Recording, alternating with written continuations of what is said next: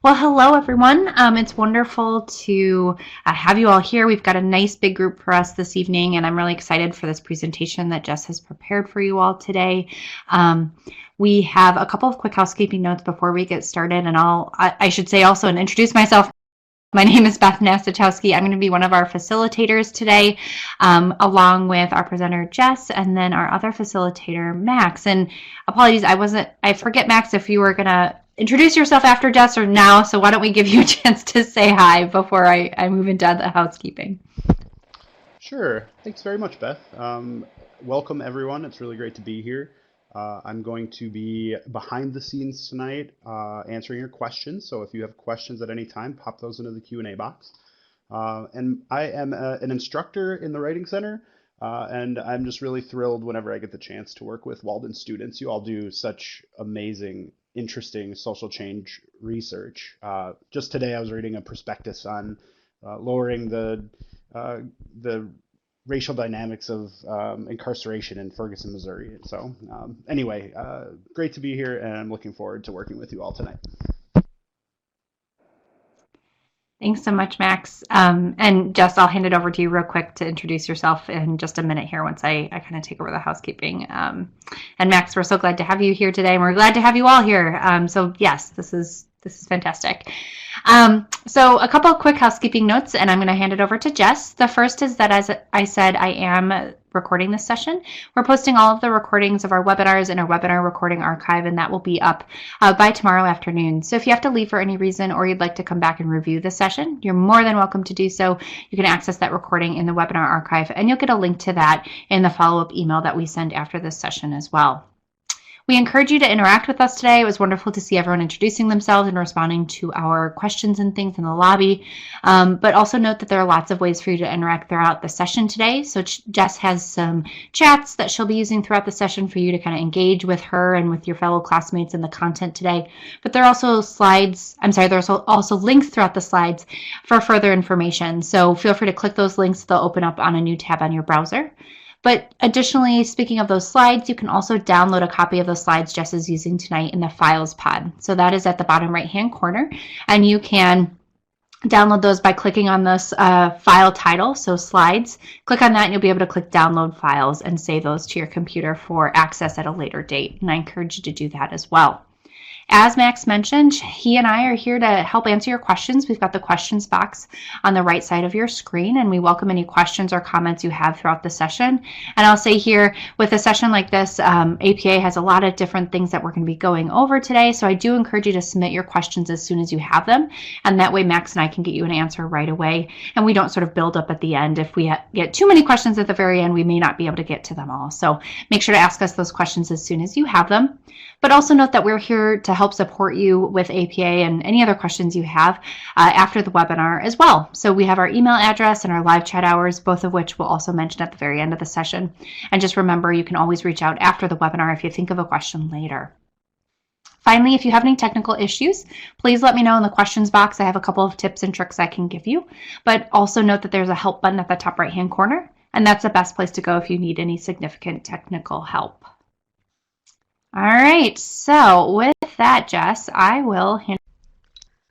Thank you, Beth. I appreciate it. Hello and welcome, everyone. It's really nice to be here with you today. I'm Jess Philbrook, your presenter for tonight. I'm thrilled to be here to share APA Citations Part 1, Methods to the Madness. This is kind of the first of our regular APA sessions that we're transitioning over into APA 7 and presenting to you. And we're going to have several other APA sessions this week and next week to kind of teach some of the foundations of APA in the new APA 7 style. I am a resource manager in the Writing Center, and I've been with Walden for almost 5 years. I'm calling in today from St. Louis Park, Minnesota with my trusty companion, my dog Zoe, at home. And I'm happy to teach this to you and to respond to your questions as they come through. And thank you, Beth and Max, for being behind the scenes and responding to student questions, as we have over 100 people here today. So welcome to everyone. So a little bit on this webinar's objectives. We've got a few objectives for today. After listening to this webinar, participating in it, you should be able to understand the reasoning behind how APA citations and references are structured. We'll be going over some basics of references and citations, and I'm hoping that'll be useful, especially for those of you who mentioned that citations and references were some of the more challenging parts of APA for you. I'll also be highlighting changes from APA 6 to 7 for citations and references. So if you come to this webinar already knowing APA 6, we'll teach you kind of what's changing so you can change that in your mind. If you come to this session with no background, you'll get all APA 7 instruction. So know that we're there to support you with this APA transition throughout your coursework, wherever you're joining us from. You'll also be able to identify errors in reference list entries, create citations based on reference list entries, and know where to go for APA help. So I'll highlight some Writing Center resources throughout today's session. And again, if you're having any troubles or issues, use that questions pod or the help button up in the upper right-hand corner.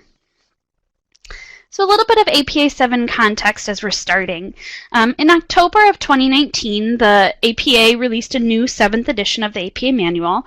It's the first time in about 6 or 7 years that that's been done, so it's been due. There were some issues with APA 6 that APA 7 is doing a really nice job of addressing and clarifying. For students who are in semester-based programs, the APA 7 implementation date was this week, May 4th, during that term start. For students who are in quarter-based and tempo-based programs, the implementation date for APA 7 is June 1st, so the next quarter-based and tempo start date. So we're kind of in the middle of that transition, and this is a really good time to learn APA 7. Some doctoral students then may continue using APA 6 for an additional grace period. And the details for that are kind of unique to each situation. So if you are already writing your doctoral capstone, make sure that you're chatting with your committee and our APA 7 role account to get some clarification on that. Here are some resources for you then as you're navigating this transition to APA 7. So there's the Writing Center APA Transition webpage. That's kind of the first place to go that I would recommend. That gives the timeline, the resources. On that page, you can find a link to the APA 6 to 7 comparison tables, and that table is super handy. It highlights what the APA 6 rule was and now what the APA 7 rule is. So if you're very familiar with APA 6, this is going to be a really useful tool because it'll help you learn what you need to learn differently. You can also register for the other Writing Center webinars that we're presenting this week and next. Again, there's several going on. Our facilitator, Max, is actually presenting one tomorrow. That's kind of continuing this, APA Citations Part 2, Non-Traditional Sources. So if you find yourself wanting more about APA, we've got lots more for you this week and next week as we're rolling out all of our revised APA sessions. You can also look for updated website content, and that's been rolling out this week. So if you frequently use our Writing Center website, that will be up to date in APA 7 this week.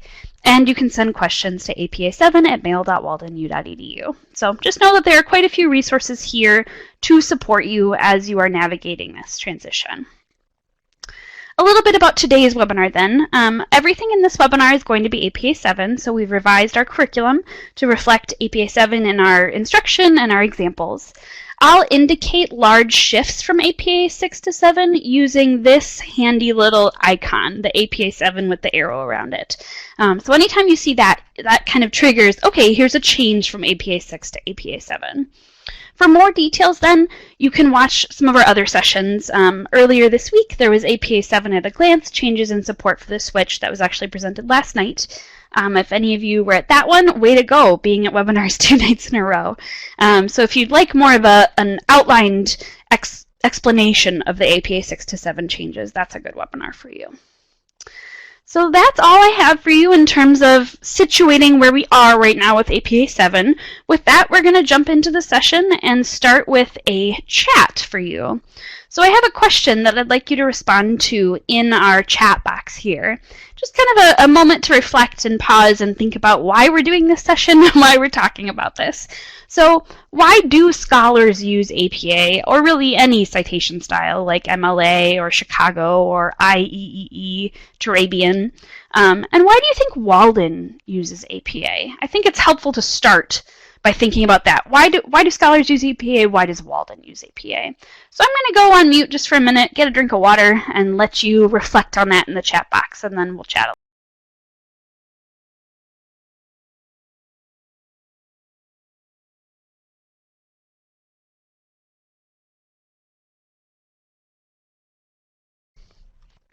Awesome. I am seeing a lot of great responses coming in here. So because it's a scholarly standard, for legal reasons, research and consistency, to build a foundation, organization, avoid misunderstanding, let's see, quality, to avoid plagiarism, yes, to show consistency.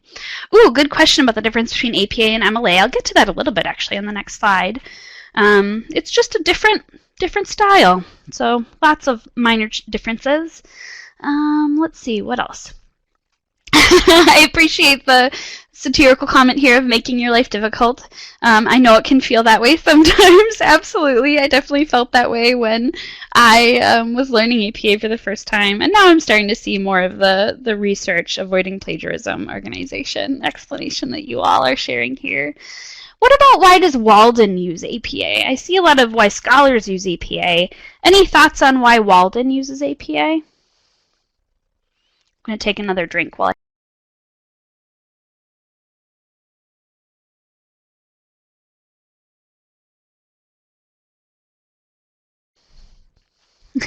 yeah, so because we're scholars, because we have to, because it's a standard across all programs, it's accredited. Yeah, give credit to authors. These are all great reasons. I absolutely agree with all of you about why scholars use APA. There's so many different reasons: credibility, organization, joining a community, a discourse. APA is the citation style frequently used by the social sciences, and since Walden is primarily a social science institution, that's why we use APA versus MLA. MLA is used more by people with my background, which is in English. The style kind of focuses more on names and on people, whereas APA focuses more on studies and years of publication, those kinds of things. Exactly. All right. Thank you all for participating in that chat. It's really nice to have that level of engagement. I appreciate that very much. So here's a little bit of a foundation to kind of start us from. I have the same source here cited in 3 different styles. And my background is actually in MLA, so all of my graduate coursework and research has been published in MLA, not APA. But since Walden is the Institute of Social Sciences, we all use APA. And you can see here that the main differences are really with the authors' names and the publication information. So with APA, we list all of those authors' names, all 5 of them, but only the last names and the initials. And then for the most part, the same information is provided. You know, we have the year, the title, the publication information, the DOI, formatted slightly different with different capitalization and quotation marks. But you can tell that the authors' names are actually the biggest difference here. So APA focuses a lot on last names, no first names are used, whereas MLA in Chicago, they have first names, and MLA just uses it all. Like, doesn't even list all 5 author names. So there's a difference in the focus of what role the researchers play in this and whether first names are needed or not. I've read in the past that APA avoids using first names to avoid gender bias, and I think that's one of the really smart ways that as a social science genre of citation, we try to avoid bias. So in case you come from another background, there's just a little bit of a comparison of the different citation styles for those 3 common citation manuals. So getting into APA then, we're going to talk about reference entries to start and kind of the general components of a reference entry for both for a book, for articles, and for web pages. So that'll be our focus today. I know that some of you mentioned, having trouble with legal citations and references earlier. We're not going to cover that today, but we do have resources on that on our website, and you can reach out to us via email for questions if you have questions beyond the scope of today's session. We're going to focus more on foundations today. So there are 4 sections of a reference entry. Every reference entry is going to have some form of these pieces, and they're going to look a little different depending on the source. So a reference entry, that's the part at the end of the paper, the references list. it's going to start with the author's name. And again, APA, just last names and initials. Then there's going to be the publication date, and that's going to be in parentheses after the author name. Then there's the title of the source, whether it's a book or a journal article or a web page. And then there's publication information. And for some sources, that publication information is going to be really brief, like for a book, and for some it's going to be much more robust, like a journal article. And that publication information will sometimes also include electronic retrieval information of where those sources can be found. So of these four components, author's name, publication date, and title of the source are going to remain fairly consistent across all sources. Publication information is where you're going to see the most change from source to source. So starting with the author. So this is an example of a book, in case it's helpful to kind of highlight what kind of sources we have here. And I've used a gold box to highlight the author piece. So this is the first part of every reference entry. So this is a source that has three authors. You can see that we have the author last name, and then initial afterwards, the second author's last name, comma, initial afterwards. The ampersand symbol is what we use here in the reference list, and then the third author's last name and initial. So something to note is that for this piece, you're just going to use the last names, commas, and initials, and that ampersand if you have two or more authors. In APA 7, you list all authors' names up to 20 authors and present them in the order that's shown. So if you have 20 authors, if you have 7 authors, if you have 15 authors, you're going to include all of those with the last name and the initials. One little kind of caveat, if you have more than that, which isn't going to happen very often, you'll include the first 19 and then ellipses and then the last one. But again, that's not going to happen very often because APA doesn't tend to have sources with that many authors. An organization or group can be the author, and I'm going to show some examples of that later. So it could be the Center for Disease Control and Prevention. It doesn't have to be a person. And they're also alphabetized by author last name, and the author's last name sticks out from the rest of the reference. And you can't see it because for some reason the link turned up white, but if you click on that little icon there, it'll bring you to, it's between the parentheses, even though it's not popping up. It'll bring you to the Academic Skills Center's website, which has some tutorials on how to format the hanging indent.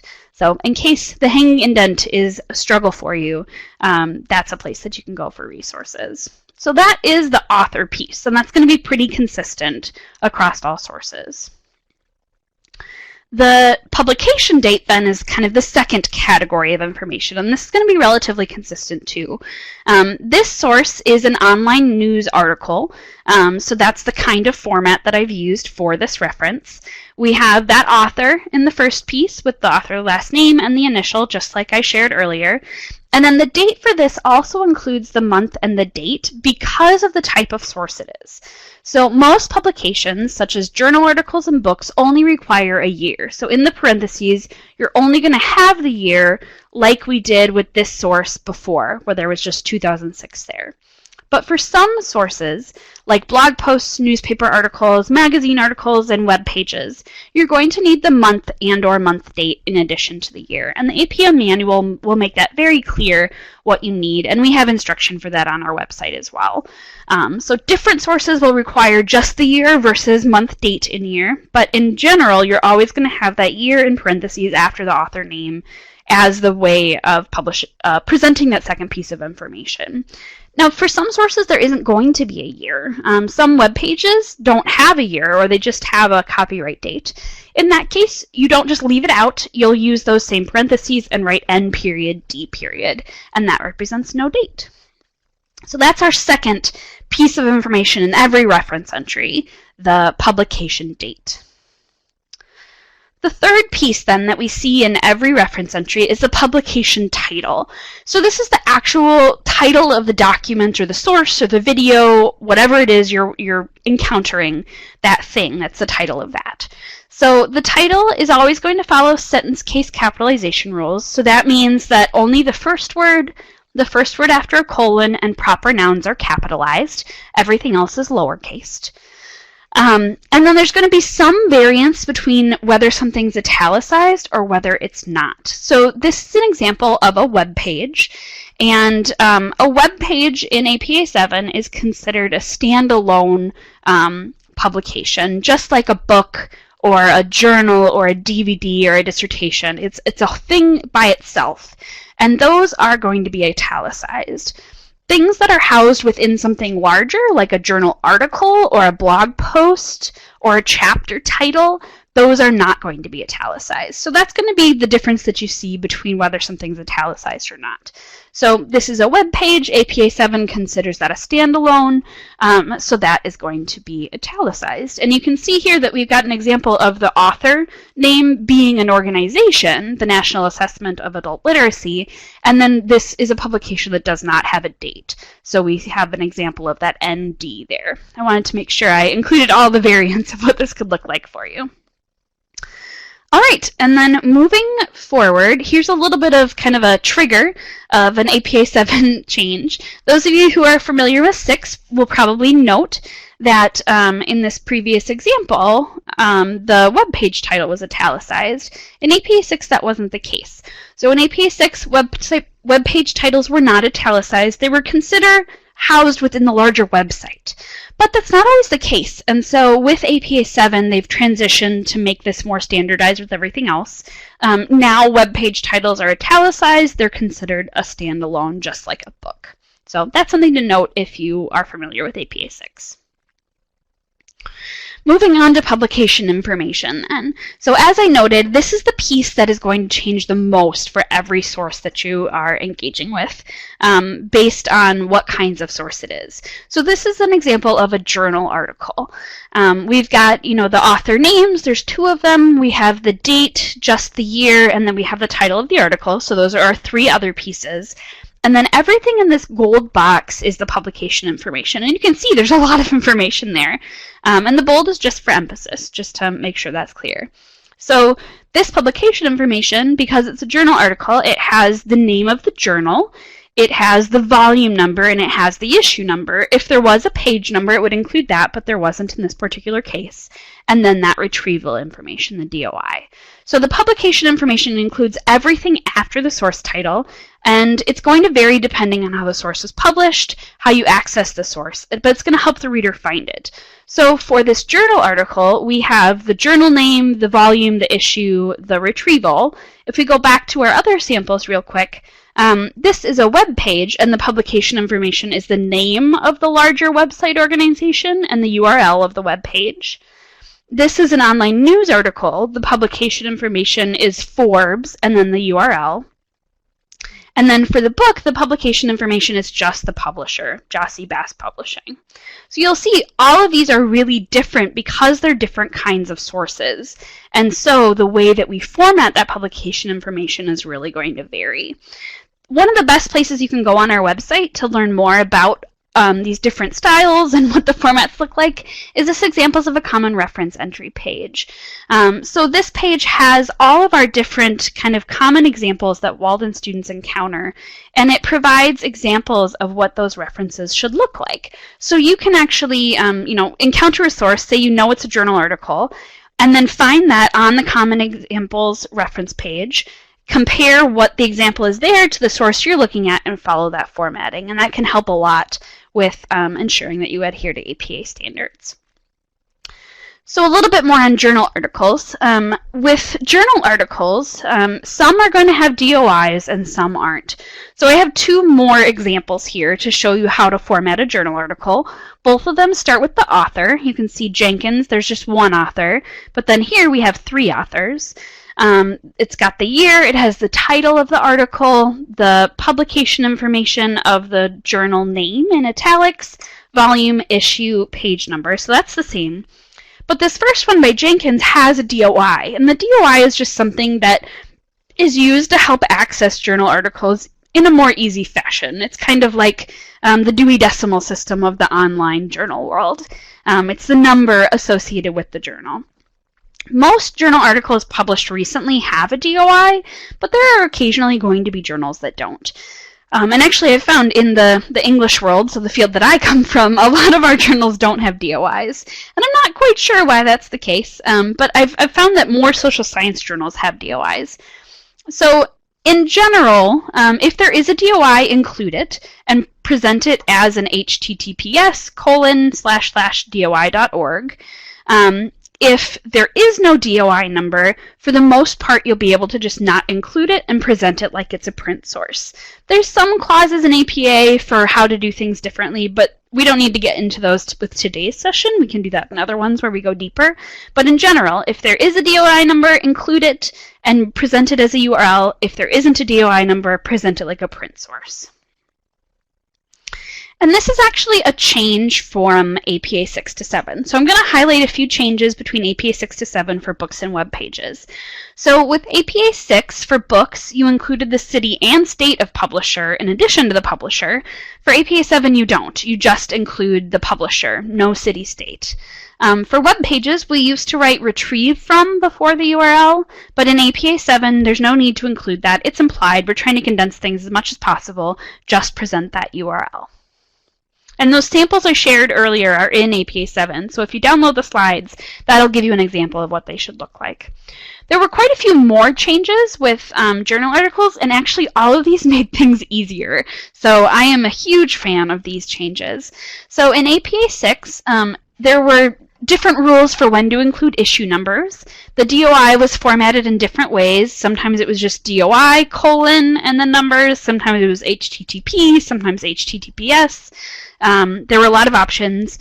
And in APA 6, if you didn't have a DOI, you had to go find the journal homepage and grab the URL of that and present that. APA 7 really streamlines some things.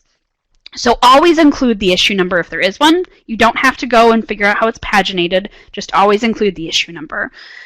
DOIs should be presented as a URL, so that's how I showed in the last example with the HTTPS. Always do it like that, and it can be an active link. It's fine if it's blue and underlined and if you can actually click the button. That's not a problem anymore. And instead of going and finding the URL of the journal homepage, if there is no DOI, you can format it like a print source. So hopefully, those of you who are familiar with 6 and got frustrated by those DOI and issue number rules, hopefully this change to APA 7 makes things a little bit easier for you. I definitely found that they made it easier for me. So some comparison then of what these different sources look like. So here we have this example of the book. We've got Merriam, Courtenay, and Cuervo. We have an article, Holtzweiss, Joyner, Fuller, Henderson, and Young. And we have a web page by the National Assessment of Adult Literacy. We're going to move into a chat discussion right now. And you can let us know in the chat box, how are these entries formatted differently? So what are the major changes that you're seeing between how a book, article, and web page are formatted? And again, I'll take another little water break and give you some time to respond in the chat.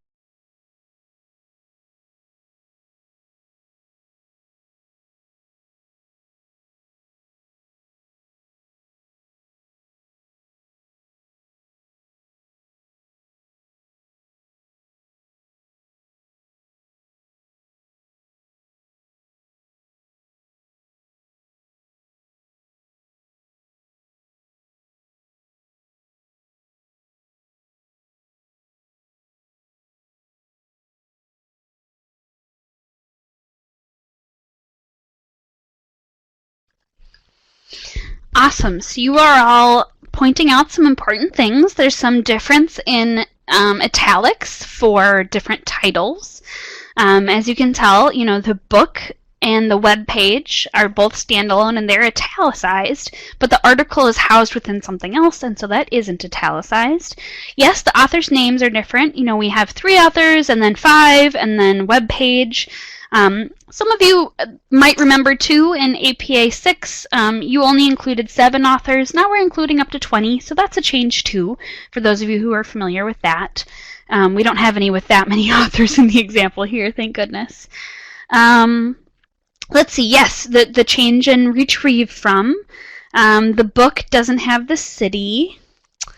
Yeah, nice job. You're all highlighting really important things. I think the thing that's standard that I find useful is the author and the year. While the number of authors is different and whether there is a year or not is different, there's always going to be formatted the same.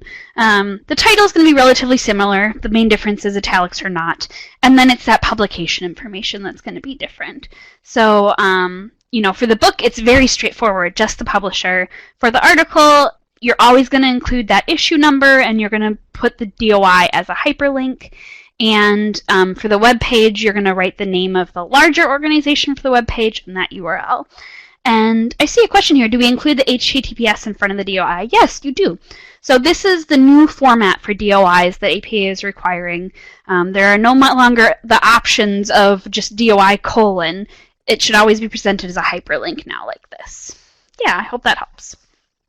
Awesome. Well, thank you so much for participating in this chat. I'm going to keep moving on, so the chat will go away, but we'll actually have some more practices coming up here. Lots of chances to implement what we're learning today. So I hope from this that it was clear that APA rules aren't random, that formatting varies for kinds of sources. So as I've emphasized, author name formatting is pretty consistent. Publication dates are going to vary on whether you include the year, the month, the day, or the no date, but they're always going to be there, and they're always going to be in parentheses with a period at the end. That's not going to change. The publication title will vary a little bit with italics or no italics, but that's really the only major difference. There's never really going to be quotation marks around it or bold or underlined. It's really just italics or no italics that changes. But that publication information is where things are going to change the most for different kinds of sources.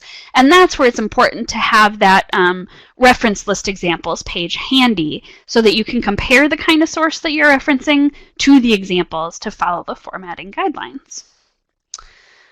So I suppose at this point I can pause for a little bit. Our next slides are activities.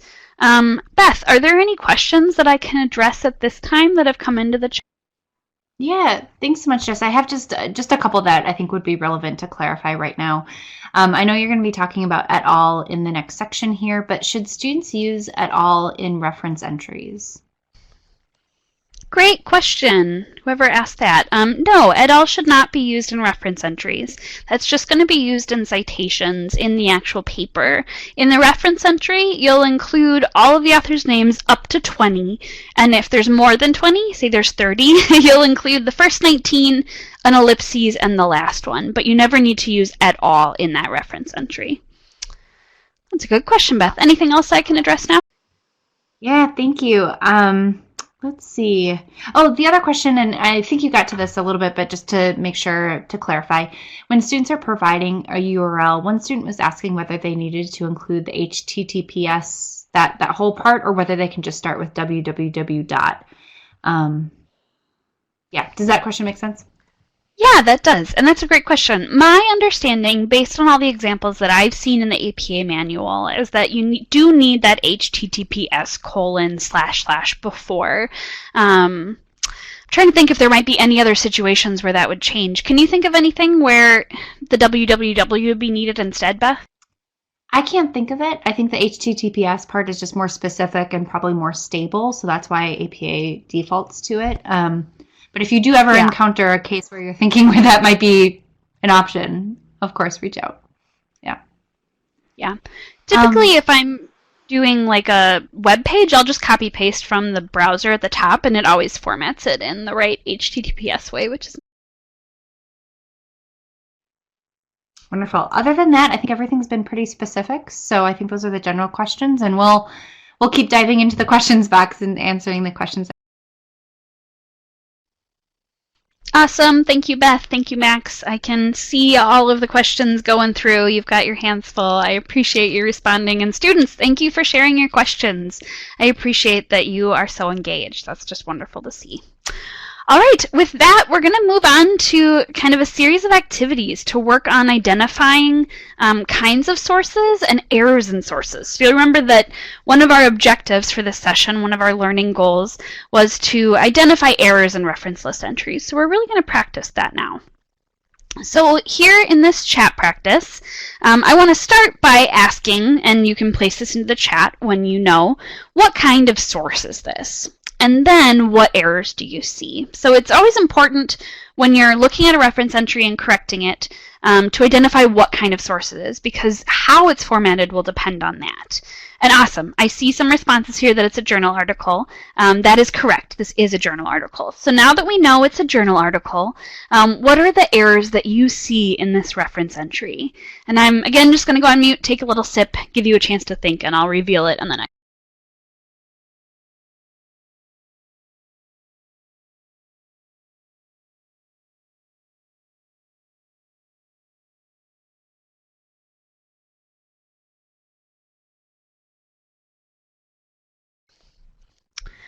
Awesome. So I'm seeing some notes about capitalization and italics and the PP at the end. Awesome.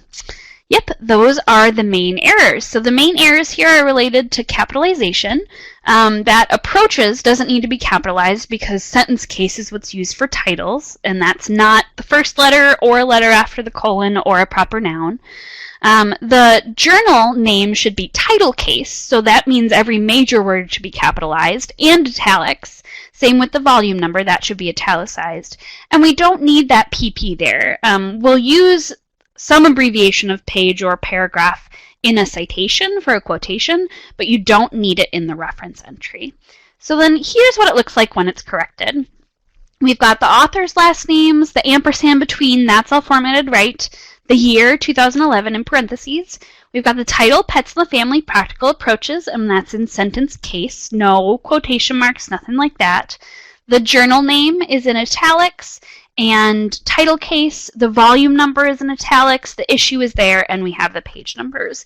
And there is no DOI included for this, so either there isn't one available or it's a print source. So nice job, everyone, identifying those errors. Good job meeting one of our webinar objectives. All right, moving on to chat practice number 2. So here's another source. Again, let's start there. What kind of source is this? Let's begin with that, and then we'll talk about the errors. Yes, resounding consensus that this is a book. Very, very nice. So this is a book. What errors do you see with this reference entry? I'll go on mute and give you a minute.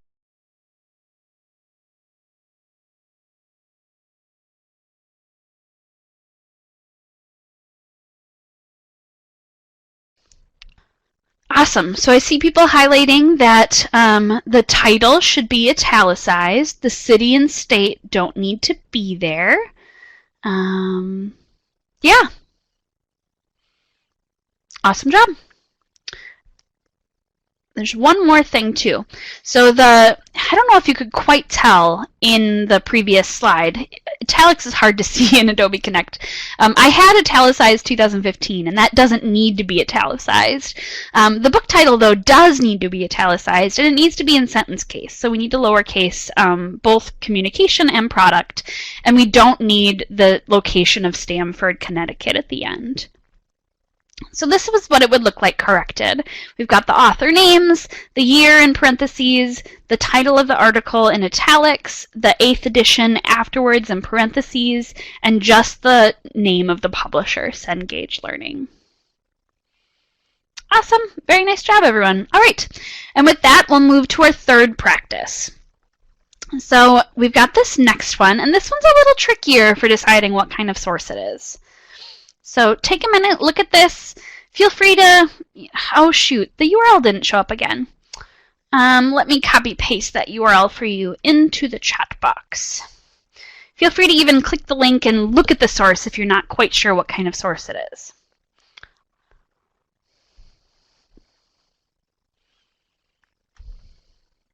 All right, there's a couple different perspectives on this, which I absolutely expect, because even EPA has some nuances for what kind of source it is. So this is a web page on a news website. So it is a web page, but because it's on a news website, it's got a little bit of some uniqueness to it. But yeah, so web page on a website. All right, so now that we know that, and I've given some examples before, that Forbes example from before was a web page on a website, what are some of the things wrong with this?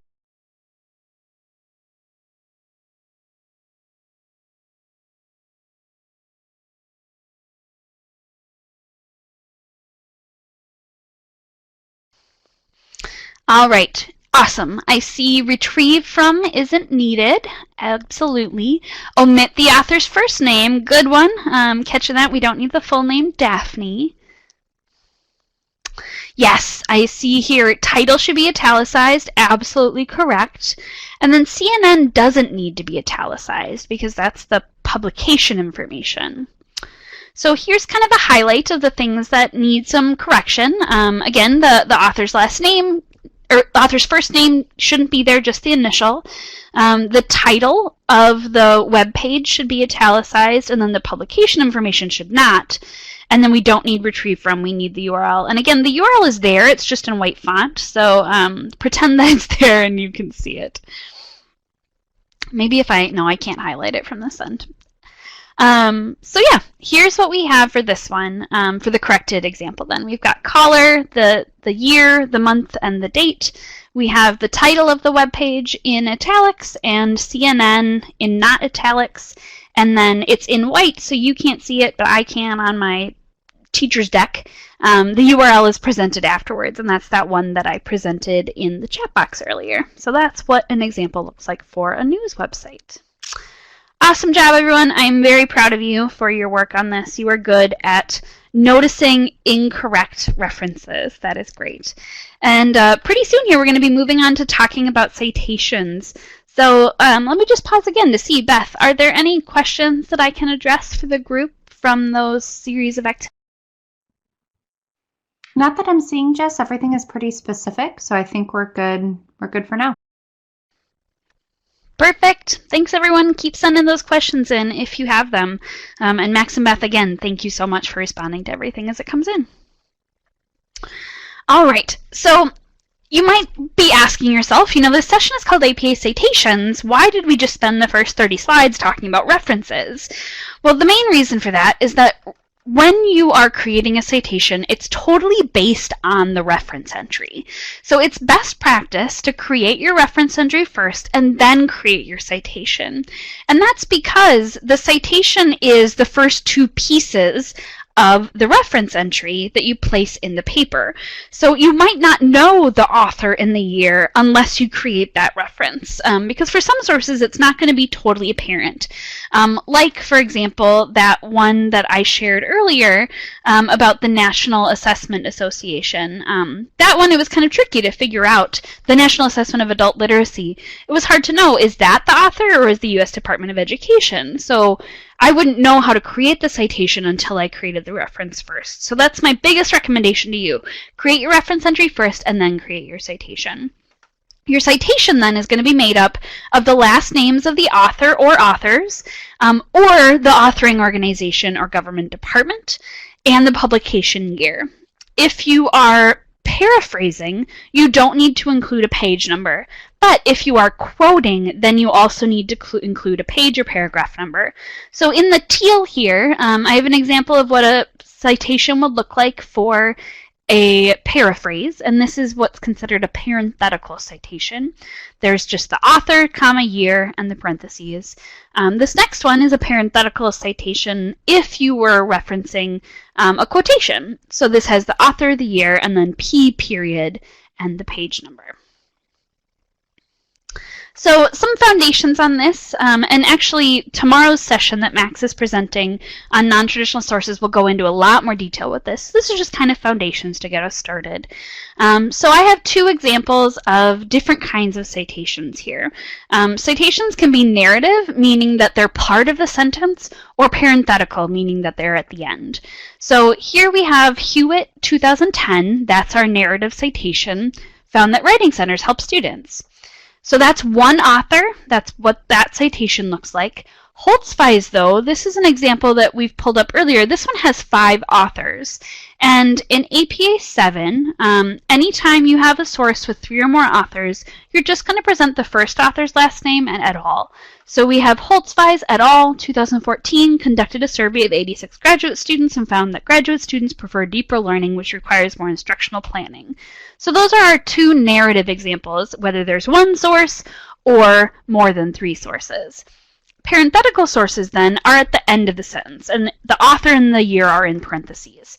So here we have Writing Centers Help Students, Hewitt 2010. It's really the same content as that examples before, but it is at the end of the sentence, so the highlight is on the content. And then we have this one with Holtzweiss et al. Graduate students prefer deeper learning, which requires more instructional planning. And then we have Holtzweiss et al., period, comma, 2014. So that's what it'll look like anytime you're using et al. In a citation. So again, as I emphasized, this is one of those APA changes. I wish I had like a musical instrument that can make noises when there's an APA 7 change for you. So in APA 6, there was a lot of variety for how et al. Was used. Those of you who are familiar might remember that, for every source that had 3 to 5 authors, you included et al. Sometimes, and then you included the full authors' names other times. And that got really confusing. It depended on where you were in the paper. That's not the case with APA 7. They really streamlined things here too. So in APA 7, if there are 1 to 2 authors, never use et al. Always include both of those authors' names. You're always going to include both last names. However, if there's 3 or more authors, always use et al. So like Holtzweiss et al., there's 5 authors, so every citation will look like either this one here or this one here. I hope that helps clarify things. I know this is an issue that I've talked with students about at residencies a lot, and I'm hoping that this makes things a lot clearer for everyone. So then, this work of creating a citation is totally based on the reference entry. So here we have a reference entry. This is a journal article, as you can probably tell from our last practices. And the reference to citation is just those first 2 pieces. So we're not going to need the article title or the publication information for the citation. All we're going to need is those author names and the year. So this first example is a narrative citation. Let me get my arrow going. It's a narrative citation. We have Oyo and Kalima 2014, then we have the quote and the page number. You'll note that here you spell out the word and. So when you're doing a narrative citation, spell out the word and when you have 2 sources.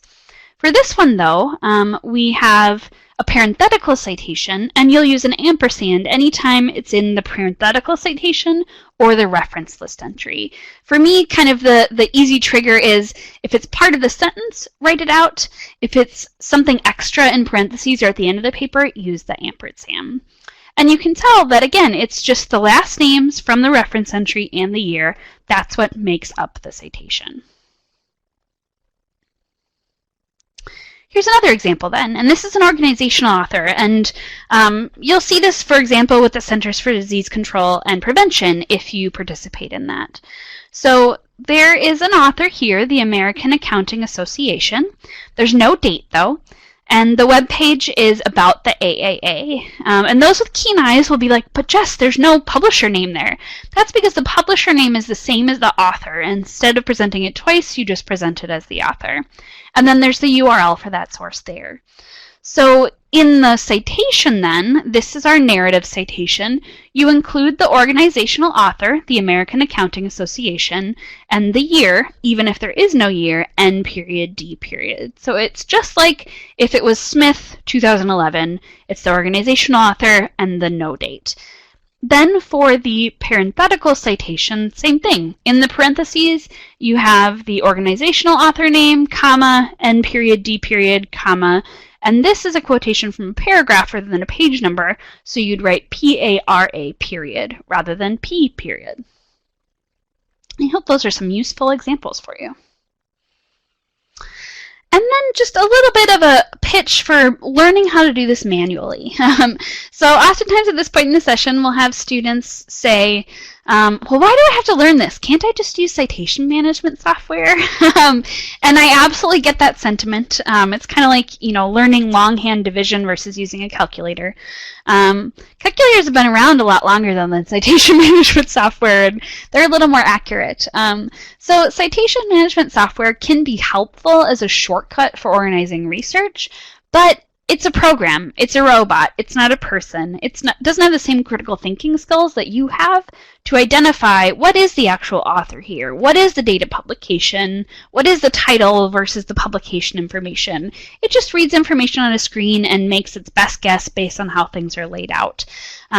So I think citation management software, an example is Zotero, can be a useful starting place, but it's still really important to know how to format a reference entry, how to identify errors, just like we did in our practice earlier, so that you can correct it, because you have the critical thinking skills to actually know what needs to be changed and what needs to be selected. So I think with that, we are getting close to the recap. We're actually getting close to the end, so rather than pausing for questions now, I'll just pause on the last slide, and I'll keep us going through our recap for now. So a little bit of a recap. So there is a method to the madness. As I noted before, in APA, that's largely the language of the social sciences, and Walden is a social science institution, and so we use APA. You'll use it a lot in your more formal papers for class, not as much in journal entries, but sometimes, depending on what the journal entry is, or your discussion board post. Those who are at the doctoral stage, you use APA a lot when you get into your research because you're engaging so much with outside sources. So it can really help to know the sections of a reference entry, those 4 pieces that I talked about: author, date, title, and publication information, so that you can identify the type of source and mirror that formatting. It's easy to tell that a book is a book. You're holding it in your hand. But when it comes to a source on the internet, that's a little more complicated. So it requires those critical thinking skills to identify what kind of source it is. So pay particular attention to the publication information as well, because that's going to vary from source to source. Another tip is to craft citations from reference entries. So start with your reference entry. That's the foundation for everything. And then create your citations from there. So some additional resources if you want to learn about that. There's a little bit more that you can do to dig in. This is a link to our Common Reference List Examples page, so you can visit that source if you would like to review that resource. We have a page 2 on electronic source references. We have some interactive modules that you can review to practice APA and other kinds of writing skills, including one on citation formatting and frequency. And if you have particular questions, you can ask us at writingsupport@waldenu.edu or chat with us live on our website. So I think with that, we have some time to answer some questions and talk a little bit about paper reviews and kind of the other webinars coming up. So Beth, are there any other questions that I can address at this point?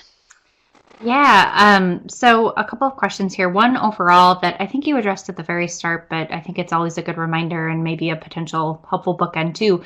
But a student had asked, why is it even important to include a reference list at all? And I wondered if you could talk about how you think about that reference list and its importance. Oh, yeah. That is a great question.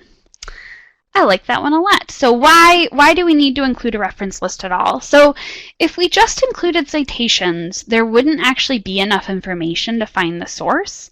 So if it just said American Accounting Association, no date, we wouldn't have any idea what website, what web page it's from. And if it just said, Holtzweiss et al. 2011, we wouldn't know which article by Holtzweiss is that actually.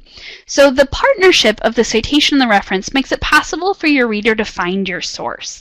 So the reference entry provides everything needed to find that source. We have the author, we have the date of publication, we have the title, we have the publication information.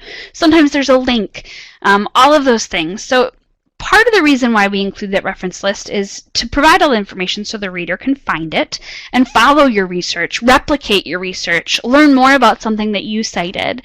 Part of it also is to build credibility, to show, my research is based on all of these other scholars who came before me, and I'm basing my research on their research.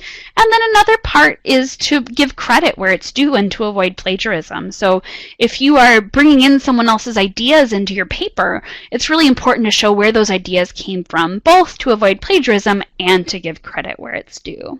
And again, if we just did citations, there wouldn't be enough information for the reader.